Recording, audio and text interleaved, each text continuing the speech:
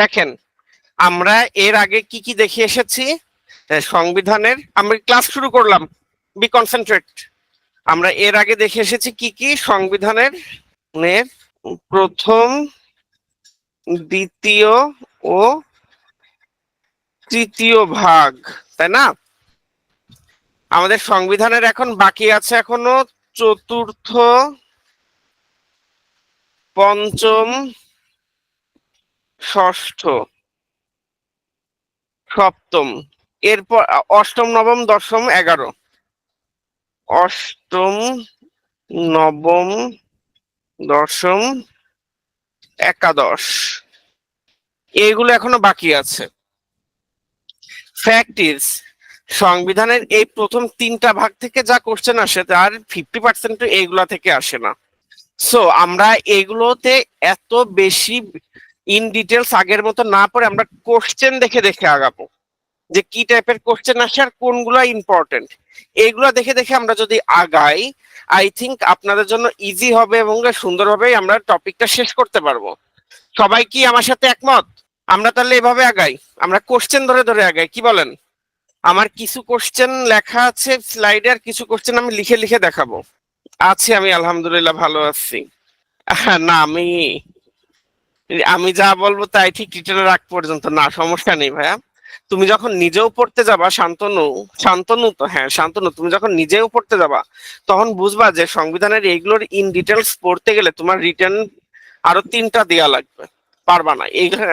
এইখানে তুমি টপিক ধরে ধরে জাস্ট সিলেক্টিভ কিছু অনুচ্ছেদ আমরা যদি পড়ি বা মনে রাখার চেষ্টা করি, তাহলে দেখবা তোমার এই এই সংবিধান নিয়ে যে প্রিপারেশন এবং তার পাশাপাশি আরো যা যা টপিক আছে, যেমন নির্বাচন আছে, তারপরে তোমার বিচার ব্যবস্থা আছে, পররাষ্ট্রনীতি আছে, এই জিনিসগুলো তোমার কাছে একদম ক্রিস্টাল ক্লিয়ার হয়ে যাবে, আর বেশি প্যারা নেওয়া লাগবে না। সো আই থিঙ্ক আমাদের আগানো উচিত। দেখো, ফার্স্ট কোশ্চেন, সংবিধান অনুযায়ী রাষ্ট্রপতি এবং প্রধানমন্ত্রীর দায়িত্ব সম্পর্কে লিখুন। খুব স্বাভাবিক কথা, খুব অল্প কথায় এগুলোর উত্তর দিতে হবে। রাষ্ট্রপতির দায়িত্বগুলো কি কি আমরা একটু অনুচ্ছেদগুলো দেখলে বুঝতে পারবো।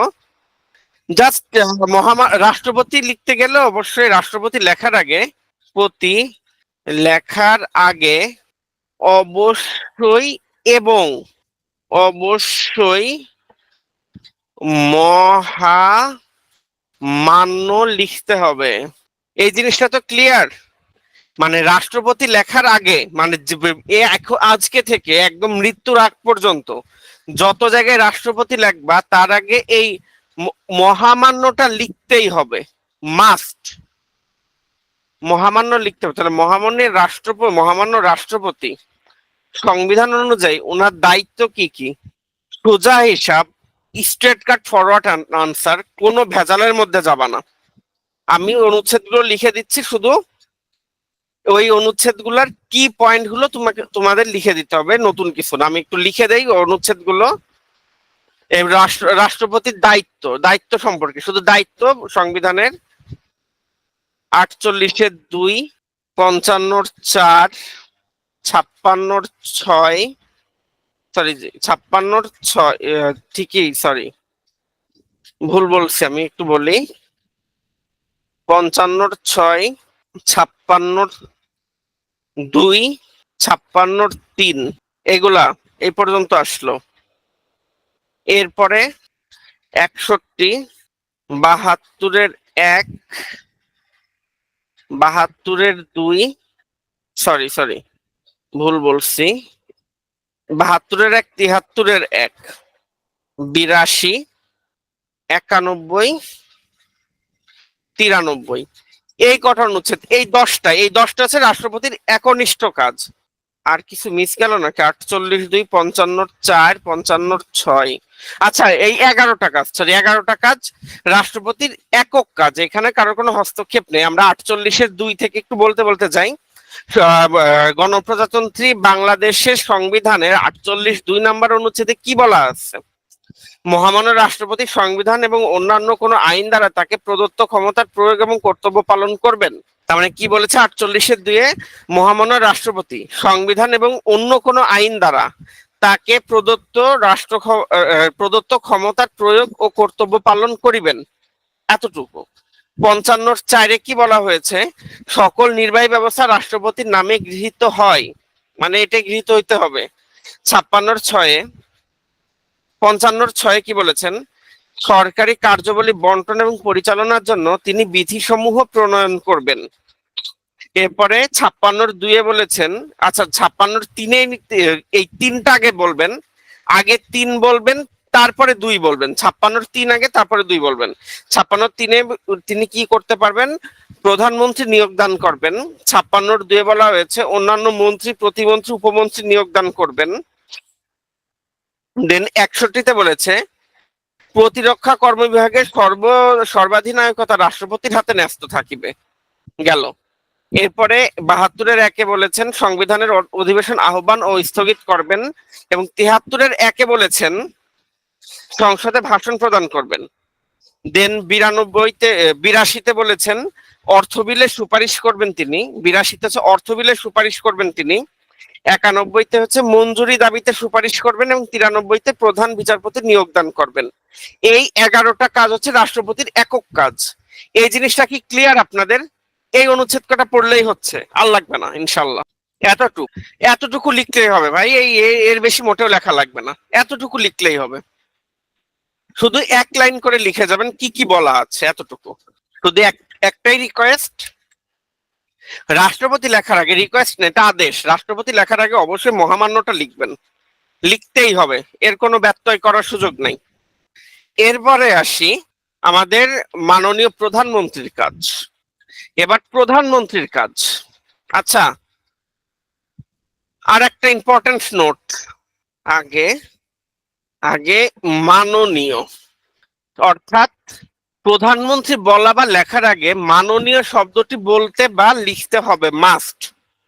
ঠিক আছে, এখন আমাদের মাননীয় প্রধানমন্ত্রীর কাজ কি কি সংবিধান অনুযায়ী সেগুলো আমরা বলবো। কি কি অনুচ্ছেদ, 48(3), 48(5), এরপরে 55(1), 55(2), 58(4), 72, 141 ক, এই কয়টাই জাস্ট প্রধানমন্ত্রীর কাজ।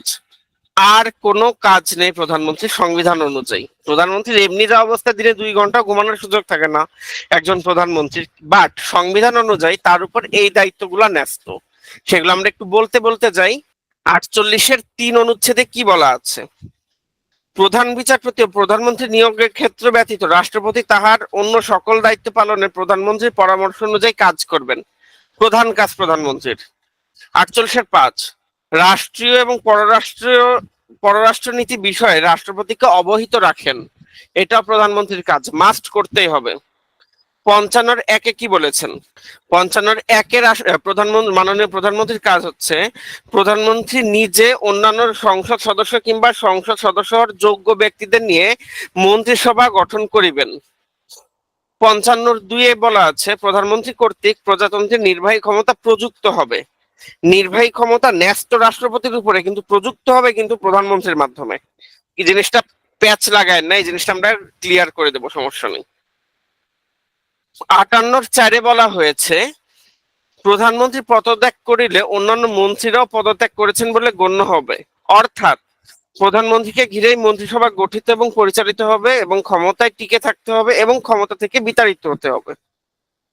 এবং 72-এ বলা হয়েছে রাষ্ট্রপতি সংসদ আহ্বান এবং ভঙ্গ করবেন, এবং এ সংক্রান্ত দায়িত্ব পালনে তিনি প্রধানমন্ত্রী কর্তৃক লিখিত পরামর্শ অনুযায়ী কাজ করিবেন। এটা হলো 72-এ বলা আছে। আর 141-এর ক-তে বলা আছে রাষ্ট্রপতি জরুরি অবস্থা ঘোষণা করতে হলে প্রধানমন্ত্রীর প্রতি স্বাক্ষর প্রয়োজন। আচ্ছা, প্রধানমন্ত্রীর কাজ তো হলো, বোঝা গেল তো প্রধানমন্ত্রীর কাজ। পড়তে কি খুব কষ্ট হবে তোমাদের? 72, শুধু 72, এটা শুধু 72, 72-এর কিছু না, শুধু 72। এটা গেল তো খুব ভাইটাল একটা প্রশ্ন, অনেকগুলো দফা আছে তো না, এটা শুধু 72-এ বলা আছে। এটা 72-এর রাষ্ট্রপতির কাজের ক্ষেত্রে না, 72-এর একে রাষ্ট্রপতির কাজটা বলা আছে। এতটুকু বললেই মোর দেন না, ভাল লাগবে না ভাই। শোনেন, শুনো তোমাদের একটা কথা বলি, সরি।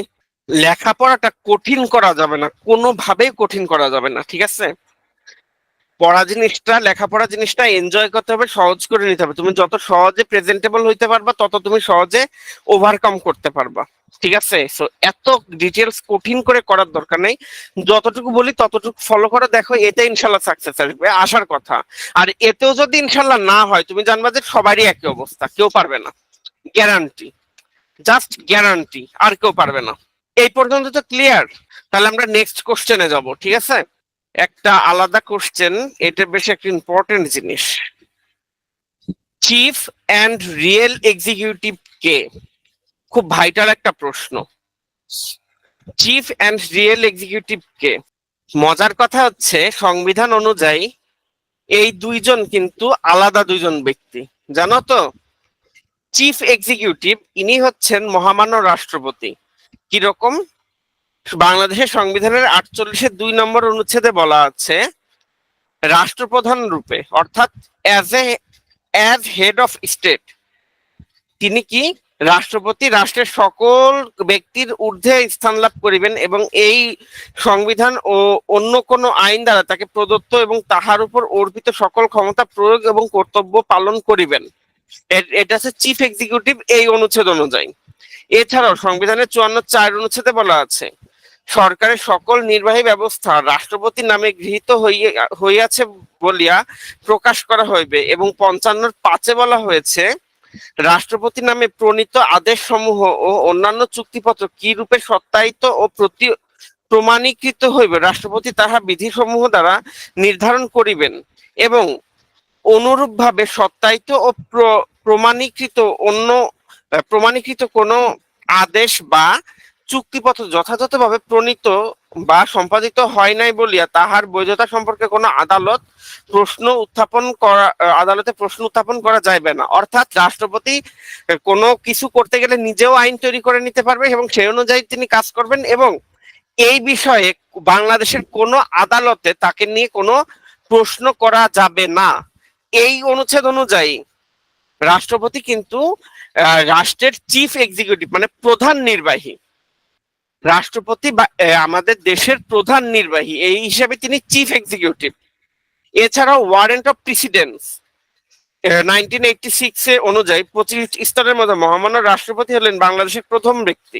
তাহলে রাষ্ট্রপতি কিভাবে একজন চিফ এক্সিকিউটিভ, এই জিনিসটা কি আপনারা বুঝতে পারছেন? একটু ইন্টারেক্টিভ হই আমরা, বোঝা গেছে কিনা এটা একটু বলতে হবে। বাট উনি চিফ এক্সিকিউটিভ হলেও রিয়েল এক্সিকিউটিভ কিন্তু মাননীয় প্রধানমন্ত্রী। মাননীয় প্রধানমন্ত্রী কিভাবে রিয়েল এক্সিকিউটিভ? সংবিধানের 48-এর 3 নম্বর অনুচ্ছেদে বলা হয়েছে যে এদেশের প্রধানমন্ত্রী এবং প্রধান বিচারপতি নিয়োগ ব্যতীত রাষ্ট্রপতি তাহার কোন অন্য সকল দায়িত্ব পালনে প্রধানমন্ত্রীর পরামর্শ অনুযায়ী কার্য করিবেন। তবে শর্ত থাকে যে প্রধানমন্ত্রী রাষ্ট্রপতিকে আদৌ কোনো পরামর্শ করিয়াছেন কি না, এবং করিয়া থাকলে কি পরামর্শ দান করেছেন, কোন আদালত সেই সম্পর্কে কোনো প্রশ্ন তদন্ত করিতে পারবে না।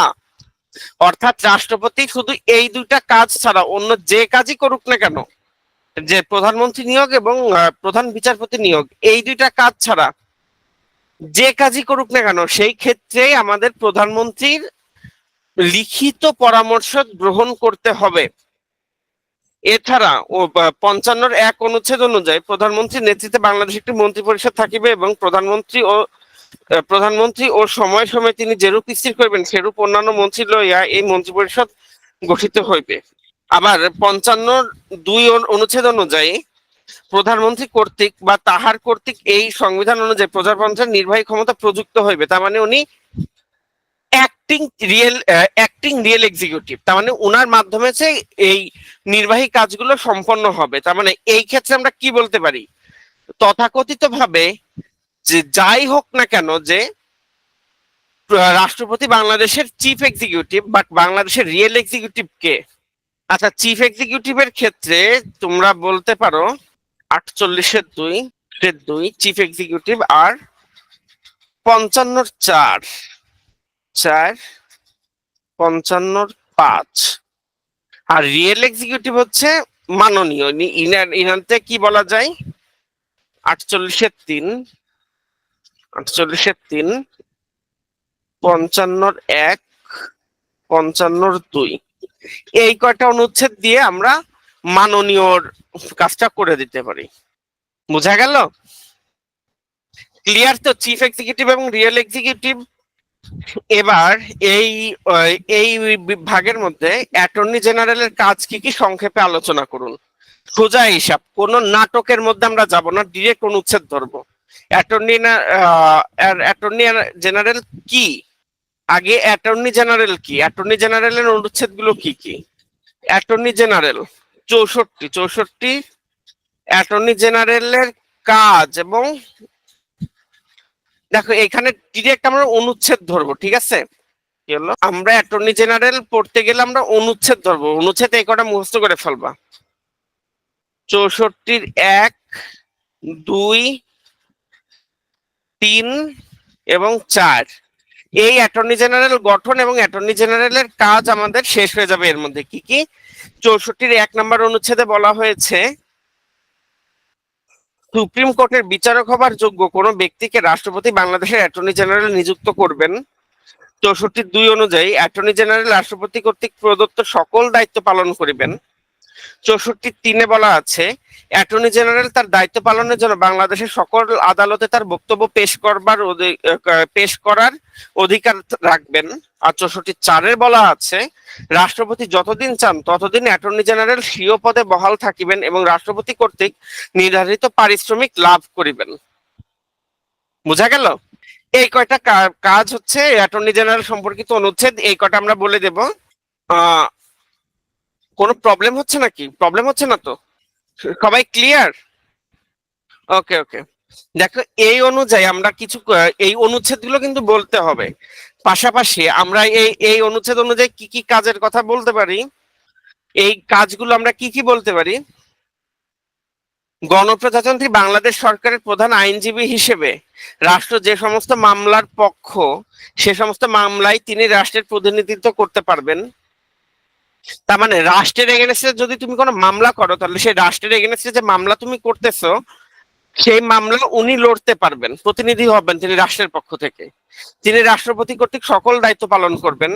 তিনি রাষ্ট্রের পক্ষে আইনের জটিল প্রশ্নে মত প্রকাশ করতে থাকবেন। তার মানে রাষ্ট্রের পক্ষ থেকে তিনি যতগুলো জটিল প্রশ্ন থাকবে, আইনি জটিল প্রশ্ন থাকে, তিনি সেগুলোর উত্তর করতে পারবেন। তিনি বাংলাদেশ সরকারের আইন বিষয়ক উপদেষ্টা হিসেবে দায়িত্ব পালন করতে পারবেন, উনি করবেন। এবং তিনি বাংলাদেশ সরকারের প্রধান কৌশলী। অ্যাটর্নি জেনারেলকে সহায়তা করার জন্য কয়েকজন সহকারী অ্যাটর্নি জেনারেল নিয়োগ পেয়ে থাকেন। অ্যাটর্নি জেনারেল একজন বিচারকের মর্যাদা ভোগ করেন এবং তিনি রাষ্ট্রপতির নিকট লিখিত স্বাক্ষরযুক্ত পত্রে পদত্যাগ করবেন। এর জন্য আলাদা কোনো কিছু লাগবে না। তার মানে কি, অ্যাটর্নি জেনারেলের কাজ, অ্যাটর্নি জেনারেল কি, এবার কাজ কি, এই জিনিসগুলো মোটামুটি ক্লিয়ার হলো না? খুব কি কঠিন জিনিস এটা? ইয়েস অর নো বলো প্লিজ ভাইয়া, হবে কিনা সেটা বলো। খুব বেশি বড় করা যাবে না, কঠিন করা যাবে না, যতটুকু হবে ততটুকু, যত টাইমের মধ্যে যতটুকু হবে ততটুকু। এই অ্যাটর্নি জেনারেল কাজ কি কি সংক্ষেপে আলোচনা করুন। এই জিনিসটা 5 মার্কের বেশি হবে না। 5 মার্কে তুমি কতখানি লিখবা, ঠিক এত যতটুকু বলছি ততটুকু লিখবা। এই অনুচ্ছেদ কটা লিখে 2-1টা কাজ তুমি নিজের মতন করে লিখে দিলা।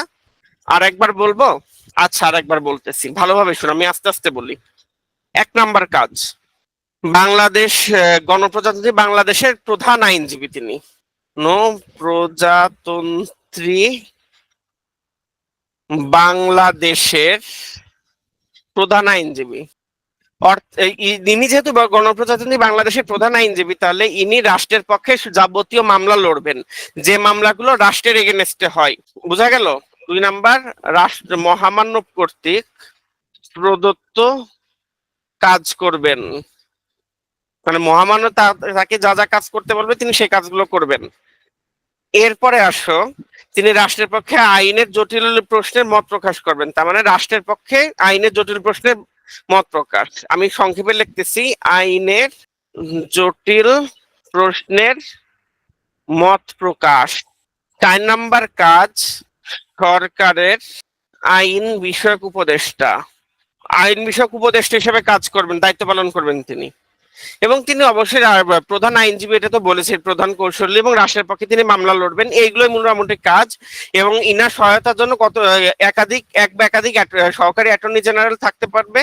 এবং ইনি যদি পদত্যাগ করতে চান, ইনি রাষ্ট্রপতির কাছে লিখিত পদত্যাগ পত্র জমা দিয়ে পদত্যাগ করতে পারবেন। শেষ, ক্লিয়ার? এখানে আরো দুইটা প্রশ্ন আমি অ্যাড করব, প্রশ্নর অভাব নেই বাবা, এগুলো সহজ। প্রশ্নটা হচ্ছে রাষ্ট্রপতির দায় মুক্তির দায় মুক্তি কোন কোন অনুচ্ছেদে আছে? 51-1, 51-2। সুজা বাংলায় বলে দিবা।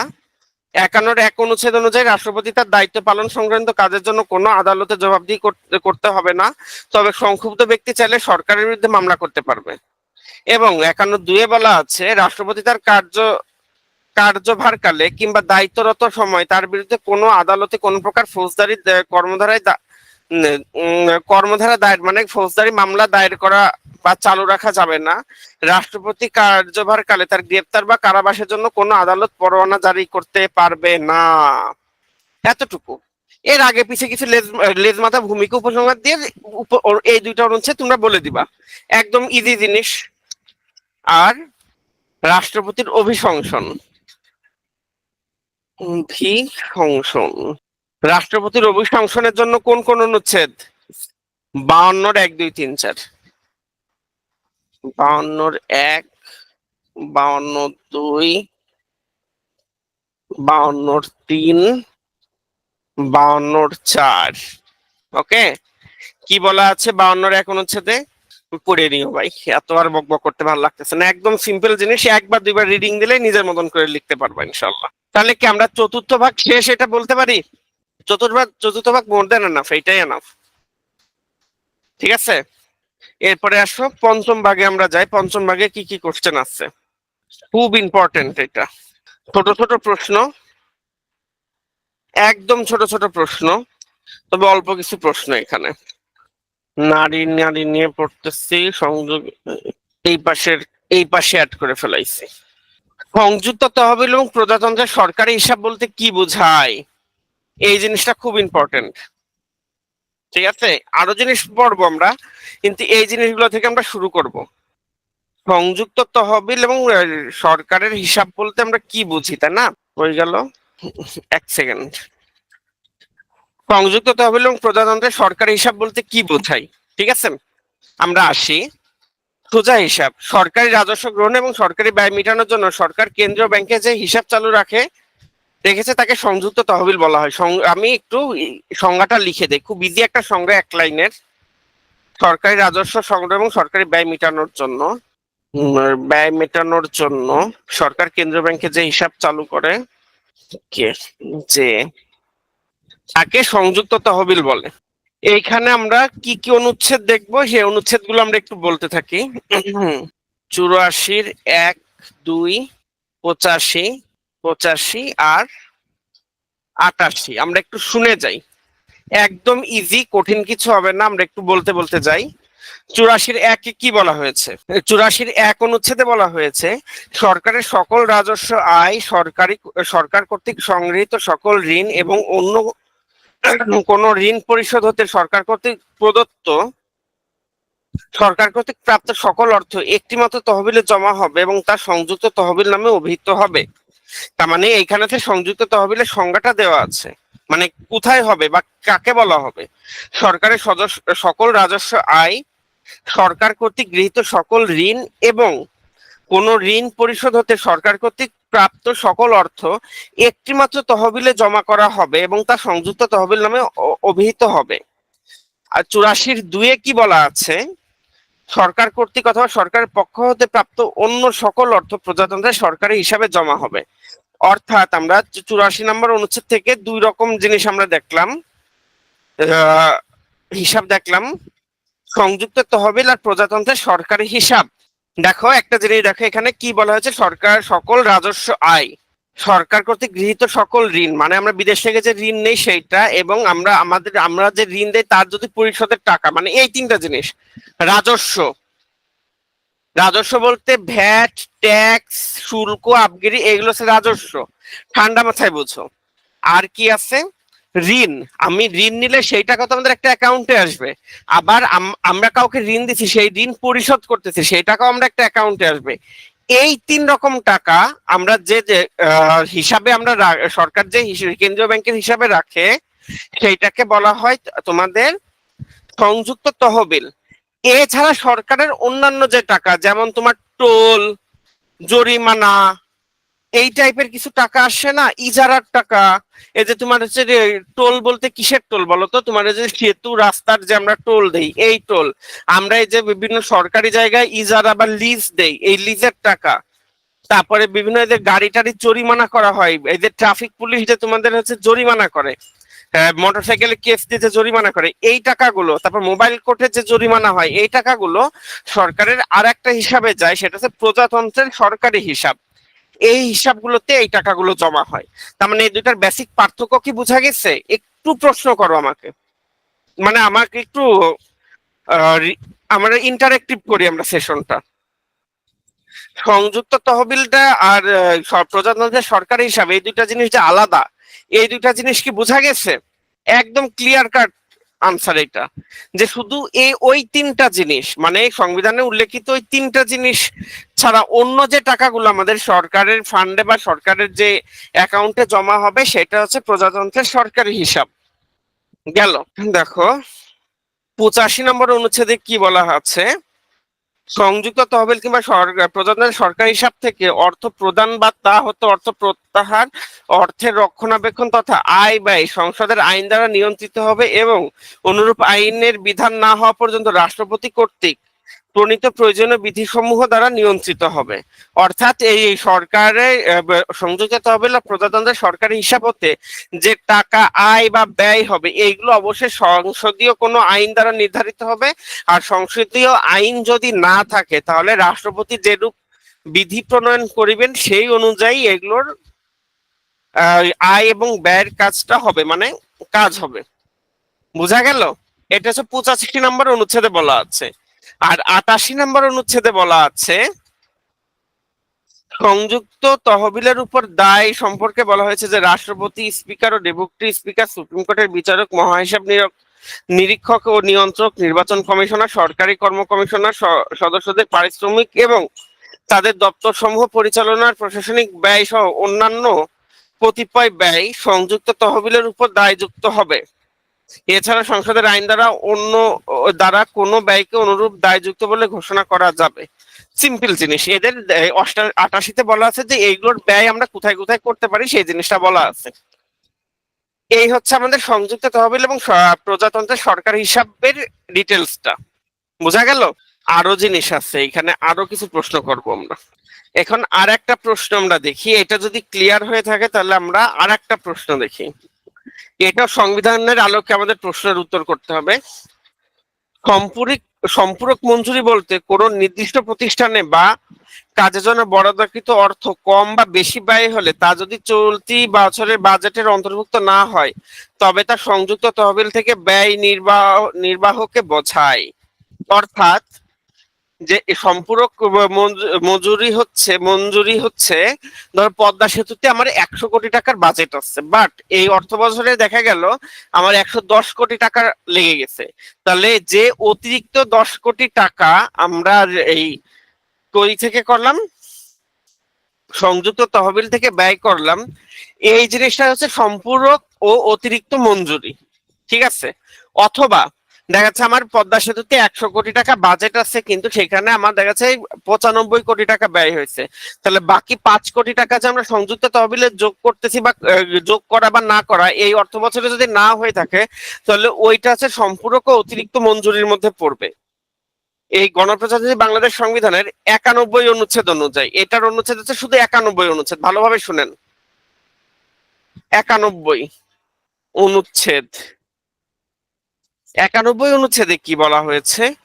যদি কোনো অর্থ বছরে এমন হয় যে কোনো কর্ম বিভাগের জন্য অনুমোদিত ব্যয় পর্যাপ্ত নয় কিংবা ওই বছরের বাজেটের অন্তর্ভুক্ত হয়নি, কিন্তু কোনো নতুন কর্ম বিভাগ হিসেবে খরচের প্রয়োজন দেখা গিয়েছে, অথবা কোনো কর্ম বিভাগের জন্য মঞ্জুরিকৃত অর্থের অধিক ওই বছর ব্যয় হয়েছে, তাহলে রাষ্ট্রপতি উপযুক্ত তহবিল হতে এই ব্যয় নির্বাহের কর্তৃত্ব প্রদান করতে পারবেন। সেক্ষেত্রে রাষ্ট্রপতি অনুমিত বা প্রস্তাবিত ব্যয় বা অতিরিক্ত ব্যয় সংক্রান্ত একটি সম্পূরক কিংবা অতিরিক্ত আর্থিক বিবৃতি জাতীয় সংসদে উপস্থাপনের ব্যবস্থা করবেন। নিয়মিত আর্থিক বিবৃতি সংক্রান্ত বিধানাবলী এই সম্পূরক বা অতিরিক্ত আর্থিক বিবৃতির ক্ষেত্রেও প্রযোজ্য হবে। বুঝা গেছে নাকি আরেকবার বলবো ক্লিয়ার করার জন্য? বুঝা গেছে নাকি আরেকবার বলবো? ওকে, 91 নম্বর অনুচ্ছেদে বলা হয়েছে, যদি কোনো অর্থ বছরে এমন হয় যে, ভালোভাবে শোনো, যদি কোনো অর্থ বছরে এমন যদি হয় কোনো কর্মবিভাগের জন্য অনুমোদিত ব্যয় পর্যাপ্ত নয় কিংবা ওই বছরের বাজেটের অন্তর্ভুক্ত হয়নি, কিন্তু নতুন কোনো কর্মবিভাগ হিসেবে খরচের প্রয়োজন দেখা গিয়েছে, অথবা কোনো কর্মবিভাগের জন্য মঞ্জুরিকৃত অর্থের অধিক ওই বছরে ব্যয় হয়েছে, তাহলে রাষ্ট্রপতি সংযুক্ত তহবিল হতে সেই ব্যয় নির্বাহের কর্তৃত্ব প্রদান করতে পারবেন। অর্থাৎ মানে অতিরিক্ত দেখেন আমার বাজেটের থেকে যদি কিছু টাকা বেশি লেগে যায়, তাহলে রাষ্ট্রপতি সেই অতিরিক্ত খরচটা সংযুক্ত তহবিল থেকে করার কর্তৃত্ব দিতে পারবেন। সেক্ষেত্রে কি করতে হবে? সেক্ষেত্রে রাষ্ট্রপতি অনুমিত বা প্রস্তাবিত ব্যয় বা অতিরিক্ত ব্যয় সংক্রান্ত একটি সম্পূরক কিংবা অতিরিক্ত আর্থিক বিবৃতি জাতীয় সংসদে উপস্থাপনের ব্যবস্থা করতে হবে। তার মানে সেক্ষেত্রে কি আমাদের যদি অতিরিক্ত ব্যয় হয় এবং সেই জিনিসটা আমাদের যদি করা হয়, তাহলে সেই জন্য একটা বিবৃতি সংসদে সম্পূরক বা অতিরিক্ত আর্থিক বিবৃতি সংসদে উত্থাপনের ব্যবস্থা করতে হবে।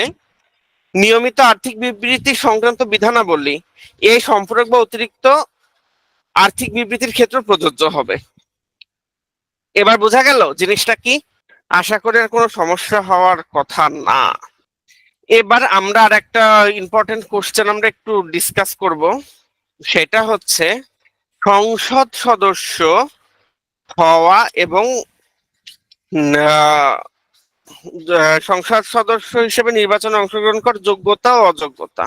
এখানে কোনো ধানাই পানাই কথা লেখা যাবে না, একটু ভালোভাবে মনোযোগ দিয়ে শোনো। এই প্রশ্নটাতেই এটা 5 মার্কের একটা কোশ্চেন হবে, তো ধানাই পানাই লিখে মেন কথাগুলো বাদ দেওয়া যাবে না।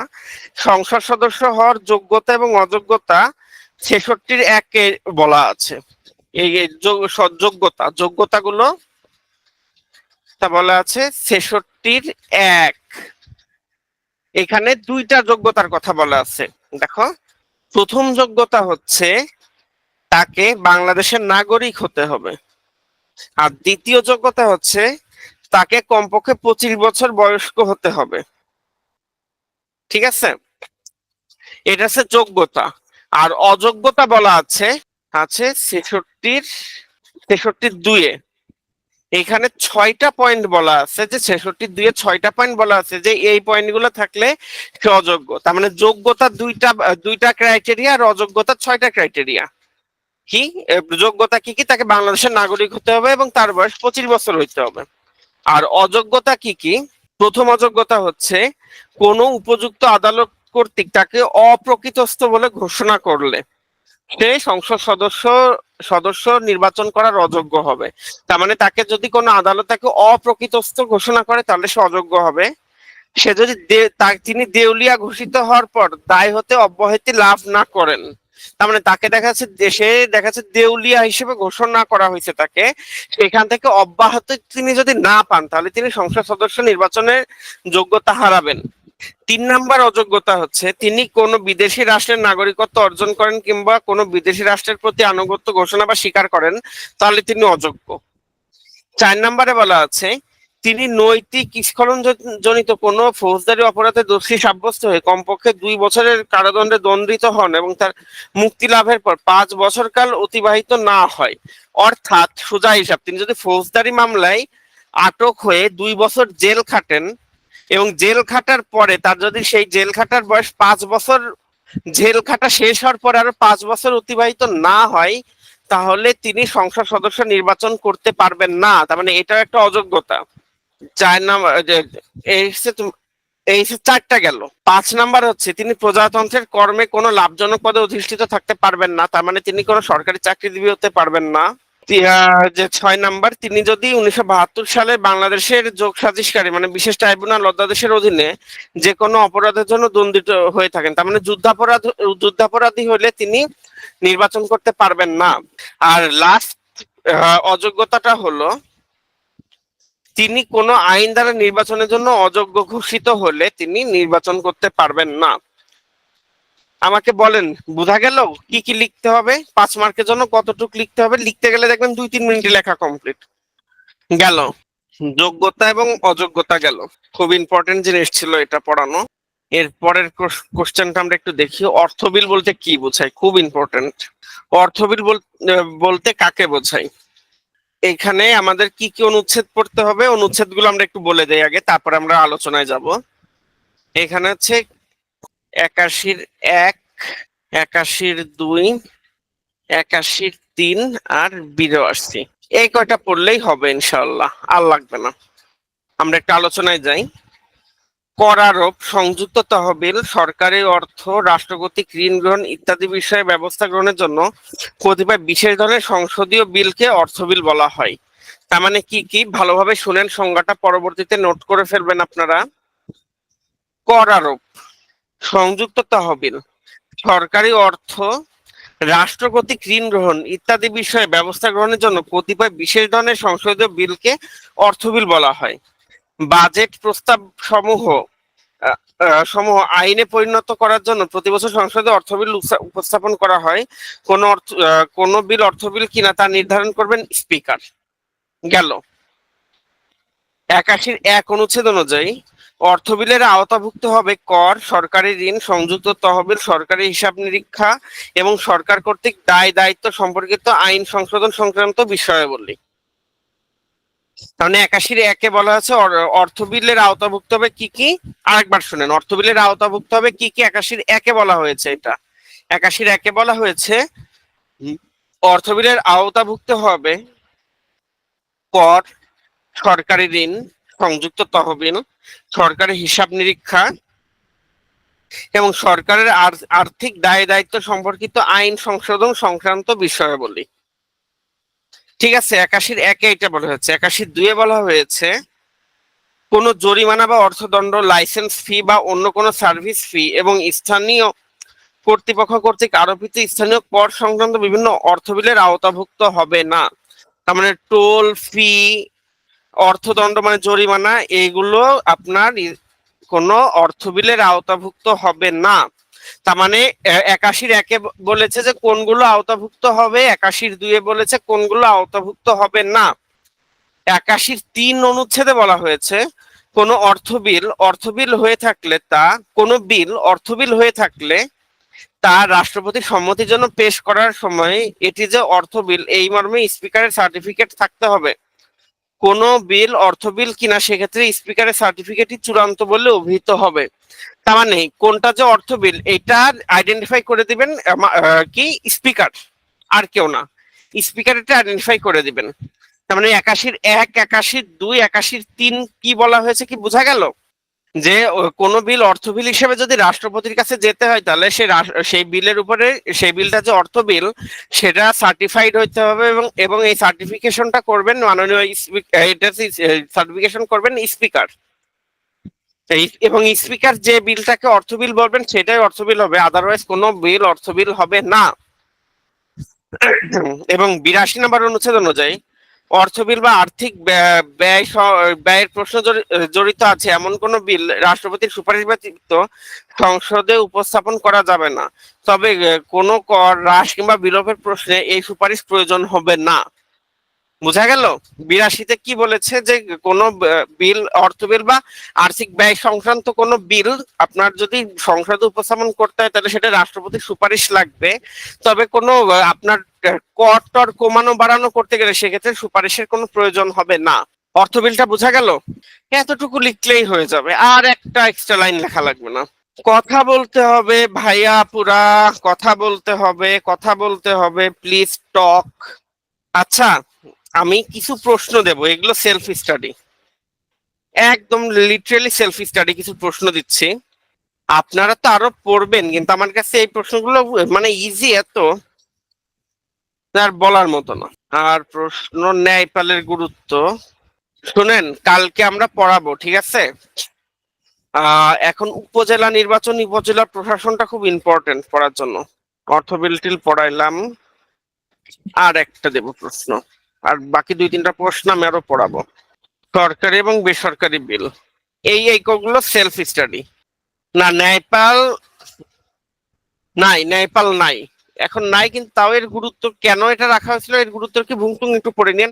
কারণ এইগুলো পড়ার মতো প্রশ্ন, কিন্তু আমার কাছে অতটা বেশি ইম্পর্টেন্স লাগতেছে না, এত ইজি জিনিস যে নিজেরা 2বার রিডিং পড়লেই বুঝতে পারবেন, এই জন্য আমি এগুলো দিয়ে দিলাম আর কি, নিজে সেলফ স্টাডি। আসলে এবার আমরা আর একটা প্রশ্ন একটু দেখি। অধ্যাদেশ, অধ্যাদেশ সম্পর্কিত বিধান, এইখানে আপনাদের পড়তে হবে কি কি। 93-1, 93-1 ক, 93-1 খ, হুবহু মনে না থাকলে জাস্ট পড়ে রাখবেন, তাতেই হবে। 1 গ, 93-2, 3, 4। আপনারা অনেকবার এগুলো পড়ছেন, আমরা একটু দ্রুত এই জিনিসটা কমপ্লিট করে দেই। অধ্যাদেশ সম্পর্কিত বিধান কি কি। আর দেখেন 93-1 বলা হয়েছে, সংসদ ভেঙে যাওয়া অবস্থায় কিংবা সংসদে অধিবেশন চলমান নেই এমন অবস্থায় কোনো বিষয় বা পরিস্থিতিতে রাষ্ট্রপতি আশু ব্যবস্থা গ্রহণের জন্য প্রয়োজনীয় পরিস্থিতি বিদ্যমান আছে বলে মনে করলে সে মোতাবেক অধ্যাদেশ প্রণয়ন ও জারি করতে পারবেন। অধ্যাদেশ জারি হবার সময় হতে তার সংসদের আইনের ন্যায় ক্ষমতা সম্পন্ন হবে। তার মানে অধ্যাদেশ জারি করলে সেটা আইনের ন্যায় ক্ষমতা সম্পন্ন হবে। সেক্ষেত্রে রাষ্ট্রপতি নিম্নোক্ত 3টা শর্ত অনুসরণ করবেন। তার মানে 93-1 এই 3টা শর্ত অনুসরণ করতে হবে। শর্ত নাম্বার 93-1 ক-তে কি বলেছে, অধ্যাদেশের মাধ্যমে শুধু সে ধরনের আইনি প্রণয়ন করতে পারবেন যা এই সংসদ অধিবেশন চলাকালে বৈধভাবে সংবিধান অনুযায়ী করতে পারতেন।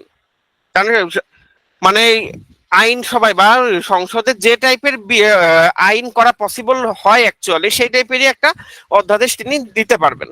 অধ্যাদেশ খতে বলা হয়েছে, অধ্যাদেশের মাধ্যমে সাংবিধানিক কোনো সংশোধনী আনা যাবে না। সুজাই সাহেব, গতে বলা হয়েছে, পূর্বে প্রণীত কোনো অধ্যাদেশের বিধানকে অব্যাহতভাবে বলবৎ করা যাবে না। অর্থাৎ এক অধ্যাদেশ দিয়ে পূর্বের আরেক অধ্যাদেশের মেয়াদ বৃদ্ধি বা কার্যকারিতা বহাল রাখা যাবে না। খুব সহজ 3টা শর্ত, আশা করি এই বুঝতে কারো কোনো প্রবলেম নেই, কোনো সমস্যা নেই। 93 লিখলেই কি হবে, লিখলেই হবে, 1, 2, 3 করে লিখে দেবেন, বুঝবে যে তো সমস্যা নেই। 93-2 বলা হয়েছে, অধ্যাদেশ জারি হবার পর অনুষ্ঠিত সংসদের প্রথম বৈঠকে সেটি উপস্থাপন করতে হবে। সংসদ সেটিকে বাতিল করতে পারে, আবার সেটিকে অনুমোদন করে আইনের মর্যাদা দিয়ে অব্যাহতভাবে তার কার্যকারিতা বহাল রাখতে পারেন। সংসদ এই ব্যাপারে কোনো হস্তক্ষেপ না নিলে কোনো অধ্যাদেশ সংসদ উপস্থাপনের পর 30 দিন অতিবাহিত হলে তা বাতিল বলে গণ্য হবে। অর্থাৎ আপনি ধরেন আমি মহামান্য রাষ্ট্রপতি, আমি একটা অধ্যাদেশ দিয়ে দিলাম, অধ্যাদেশ দেওয়ার পরে একটা সংসদ অধিবেশন বসলো, এই অধ্যাদেশটাকে বাতিল বা রেখে দিতে আইনে পরিণত করতে হলে সংসদ সেটা ডিসিশন প্রথম অধিবেশনে নিয়ে নিবে। বাট তার যদি সংসদ অধিবেশন শুরু হওয়ার পরেও 30 দিন পার হয়ে যায়, কোনো যদি ব্যবস্থা গ্রহণ করা না হয়, তাহলে 30 দিন পরে অধ্যাদেশটা অটোমেটিক ভাবে বাতিল হয়ে যাবে, এই কথাটাই বলেছে। 93-3 বলা হয়েছে, সংসদ ভেঙে যাওয়া অবস্থায় রাষ্ট্রপতি প্রয়োজনে অধ্যাদেশ জারির মাধ্যমে সংযুক্ত তহবিল হতে অর্থ সংগ্রহ করার কর্তৃত্ব প্রদান করতে পারবেন। তাহলে সংযুক্ত তহবিল ব্যবহার করতে পারবেন রাষ্ট্রপতি, এটা বলা হয়েছে। আর 93-4 বলা হয়েছে, তবে এই ধরনের অধ্যাদেশের ক্ষেত্রে সংসদ পুনরায় চালু হবার পর 30 দিনের মধ্যে সংবিধানের 87, 89, 90 ইত্যাদি অনুচ্ছেদ এবং বিধিমালাবলীর প্রয়োজনীয় সমন্বয় সাপেক্ষে অনুসরণ করতে হবে। মানে ভুংচুং শেষ, অধ্যাদেশটা তো বোঝা গেল, তাই না? বোঝা গেল না? অধ্যাদেশ ইজি, সবাই পড়তে পারে এটা। এরপরে একটা ইম্পর্টেন্ট প্রশ্ন আছে, প্রশ্নটা হচ্ছে, বাংলাদেশের সংবিধানের 70 অনুচ্ছেদে আপনি কি ধরনের সংস্কার প্রস্তাব করেন? দেখেন, এখানে আমাদের আগে 70 নম্বর অনুচ্ছেদটা বুঝতে হবে।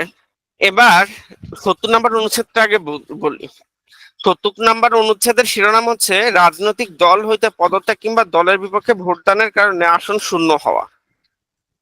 এতে বলা হয়েছে, কোন নির্বাচনে কোন রাজনৈতিক দল ফ্লোর ক্রসিং, হ্যাঁ, কোন রাজনৈতিক দলের প্রার্থী রূপে মনোনীত হয়ে কোনো ব্যক্তি সংসদ সদস্য নির্বাচিত হলে তিনি যদি উক্ত দল হতে পদত্যাগ করেন অথবা সংসদে উক্ত দলের বিপক্ষে ভোট দেন তাহলে সংসদে তার আসন শূন্য হবে, তবে এই কারণে পরবর্তী কোনো নির্বাচনে সংসদ সদস্য হবার অযোগ্য হবেন না। এরপরে আসে বিচার বিভাগ। বিচার বিভাগে তেমন খুব বেশি একটা প্রশ্ন আসে না। বিচার বিভাগের ক্ষেত্রে আমরা কোর্ট অফ রেকর্ড দেখতে পারি। কোর্ট অফ রেকর্ড কি আমরা বলতে পারি? কোর্ট অফ রেকর্ড রূপে সুপ্রিম কোর্ট নামক একটি অনুচ্ছেদটি সংবিধানের 108 নম্বর অনুচ্ছেদে বিধিত হয়েছে। অনুচ্ছেদ 108 অনুযায়ী সুপ্রিম কোর্ট একটি কোর্ট অফ রেকর্ড হইবেন এবং ইহার অবমাননার জন্য তদন্তের আদেশ দান বা দণ্ডাদেশ দানের সক্ষমতা সহ আইন সাপেক্ষে অনুরূপ আদালতের সকল ক্ষমতার অধিকারী থাকবেন। তার মানে আমরা সুপ্রিম কোর্টকে অবমাননা করে আমরা কোনো কাজ করতে পারবো না। যদি কোর্টের অবমাননা করি তাহলে তার এগেইনস্টে তদন্ত এবং দণ্ডাদেশ আমরা সব দিতে পারবো। 108 নম্বর অনুচ্ছেদে বর্ণিত আদালত অবমাননা বলতে বোঝায় আদালতের ভিতর কিংবা আদালতের বাইরে আদালতের আদেশ নির্দেশ বা মর্যাদার অবমাননা, আদালত বা বিচারক সম্পর্কে কটূক্তি বা মর্যাদার অবমাননা, আদালত বা বিচারক সম্পর্কে কটূক্তি বা মর্যাদা হানিকর উক্তি বা লিখিত কোনো বক্তব্য উপস্থাপন করা, আদালত চলাকালে আদালতের কাজে বিঘ্ন ঘটে এমন কিছু করা। আচ্ছা, এই কোর্ট অফ রেকর্ডটা আমি আর একটু ব্যাখ্যা করে দিই। ঠিক আছে, কোর্ট অফ রেকর্ডের বাংলা হলো লেখ্য আদালত, অর্থাৎ সুপ্রিম কোর্ট কর্তৃক মীমাংসাকৃত সকল মামলার বিবরণী এবং সিদ্ধান্ত সমূহ এখানে নথিবদ্ধ ও রক্ষিত থাকে। বিচারকরা সাধারণত তথ্য প্রমাণ যুক্তি আইন প্রভৃতির ভিত্তিতে কোনো অভিযোগের নিষ্পত্তি করে থাকেন।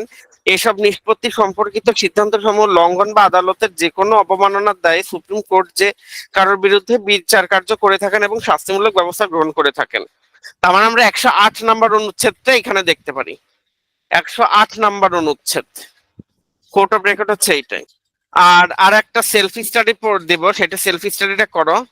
এর পার্থক্য, হাইকোর্ট আর সুপ্রিম কোর্টের পার্থক্য সেলফ স্টাডি। এসএস মানে সেলফ স্টাডি। এটা আমি এক লাইনে বলে দেই। আসলে হাইকোর্ট সুপ্রিম কোর্ট হচ্ছে উচ্চ আদালত। সুপ্রিম কোর্টের দুটো ডিভিশন আছে, একটা হচ্ছে হাইকোর্ট ডিভিশন আর একটা অ্যাপিলেট ডিভিশন। এটা হচ্ছে মেন পার্থক্য। সুপ্রিম কোর্ট হচ্ছে বাংলাদেশের সর্বোচ্চ আদালত, এর ভিতরের একটা অংশ হচ্ছে হাইকোর্ট, হাইকোর্ট ডিভিশন। ঠিক আছে, সংবিধান অনুযায়ী এটার আমরা ব্যাখ্যাটা নিজেরা পড়ে নিতে পারবো।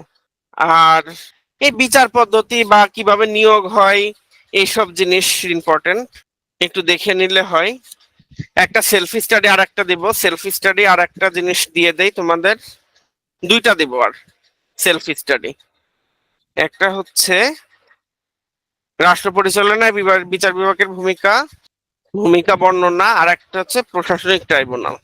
প্রশাসনিক ট্রাইব্যুনাল কি ভাই, একটু তো পড়তে হবে, পড়ার বিকল্প কিছু নাই রে ভাই। প্রশাসনিক ট্রাইব্যুনালটা খুব ইম্পর্টেন্ট। আর তোমরা উল্টায় পাল্টায় পড়ার টাইমে যেগুলো একটু পড়তে মন চায় সেটা পড়ো। বাংলাদেশের নির্বাচন, এবারে অন্যান্য বিষয়গুলো নিয়ে আমরা ডিটেলসে যাই।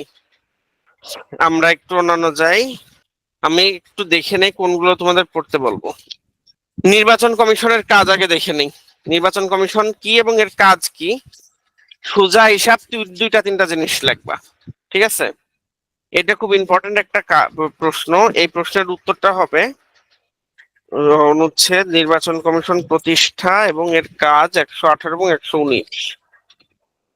নির্বাচন কমিশন প্রতিষ্ঠা এবং কিভাবে প্রতিষ্ঠিত হয় সেটা হচ্ছে 118। 1 2 3 1 2 3 পড়ে ফেলবা। কি বলেছে, নির্বাচন কমিশন প্রতিষ্ঠা কিভাবে হয়েছে? 118-র 1 2 3 অনুযায়ী এটা আমাদের কমপ্লিট হয়েছে এবং 119 নম্বরে। আর নির্বাচন কমিশনের কাজ হচ্ছে 119 নম্বর অনুচ্ছেদ। এটাই কাজ, এর সাথে অতিরিক্ত যা দুই একটা লাইন লিখলে না লিখলে সমস্যা নেই, বাট এই কয়টা জিনিস কোনোভাবে যেন মিস না হয়।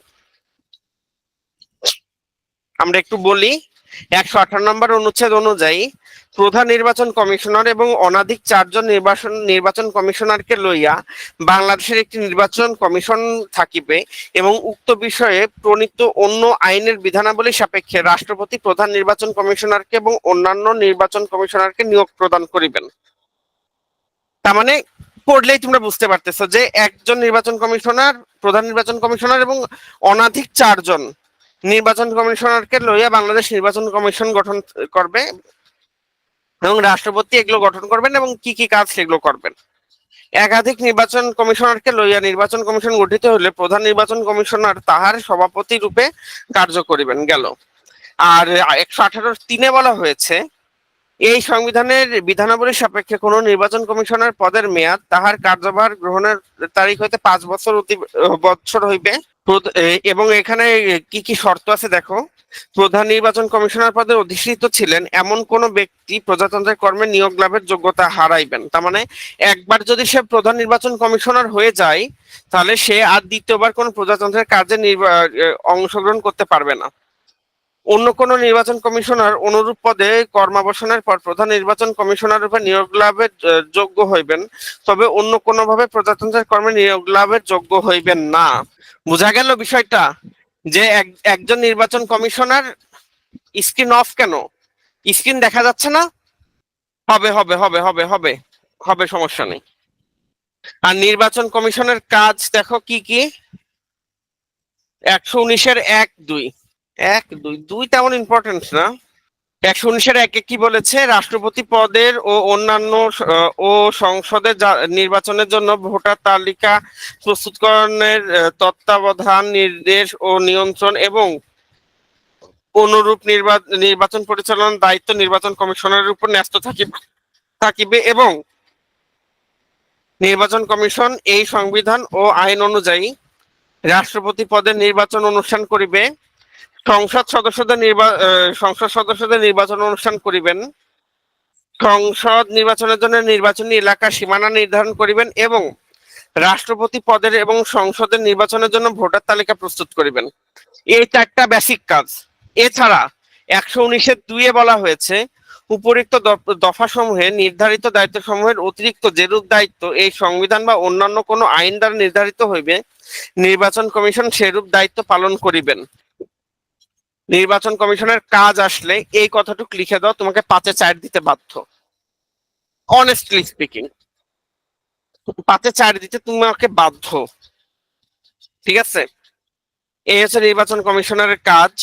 এরপরে কি দিছিলাম? নারীর অধিকারগুলো সবার লাস্টে আসবো।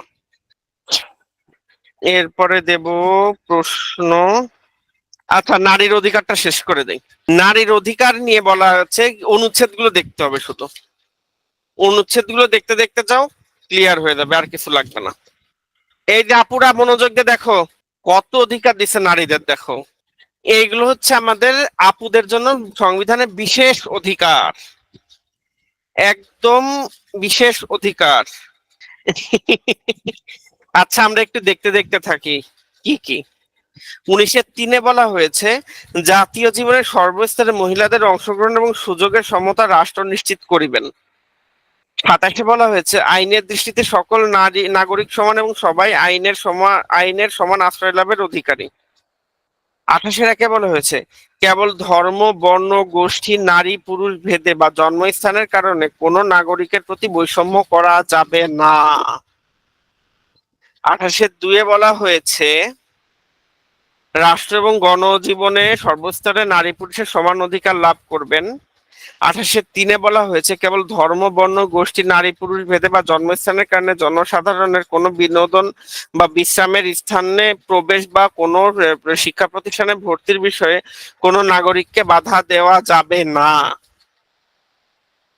28-এর 4-এ কি বলা হয়েছে, নারী, শিশু বা সমাজের পশ্চাৎপদ কোনো গোষ্ঠীর অনুকূলে তাদের অগ্রগতির জন্য রাষ্ট্র কর্তৃক কোনো বিশেষ বিধান প্রণয়ন করা যাবে, তার মানে কোটা সিস্টেম।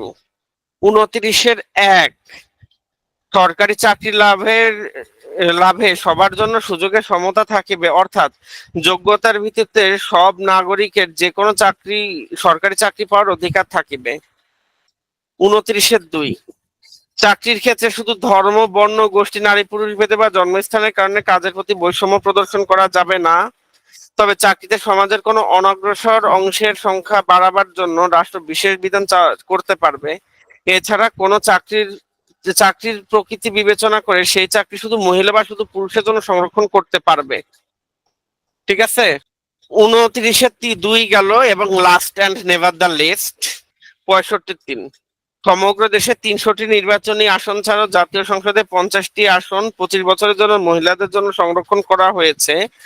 সংসদের নির্বাচিত 300 জন সদস্য 50টি মহিলা আসনে মহিলাদের নির্বাচন করবে এবং 2018 সালে 17তম সংশোধনীর মাধ্যমে মহিলাদের জন্য 50টি আসন আগামী 25 বছরের জন্য সংরক্ষিত করা হয়েছে। নারীদের এইটা কি বুঝতে কারোর কোন প্রবলেম আছে? নারীদের অধিকার কি কি? একদম সিম্পল জিনিস। এবার কিছু সেলফ স্টাডি দেব তোমাদের। সেলফ স্টাডি অবস্থা এইটা 41, এটা তোমরা পড়বা 141-এর ক, খ, গ।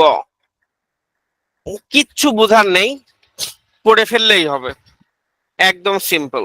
সাংবিধানিক পদ, সাংবিধানিক পদটা আমি আলোচনা করব, এটা হচ্ছে সেলফ স্টাডি, পড়ে ফেলবা। আমি এসএস দিয়ে দেবো সেলফ স্টাডি কোনগুলা কি।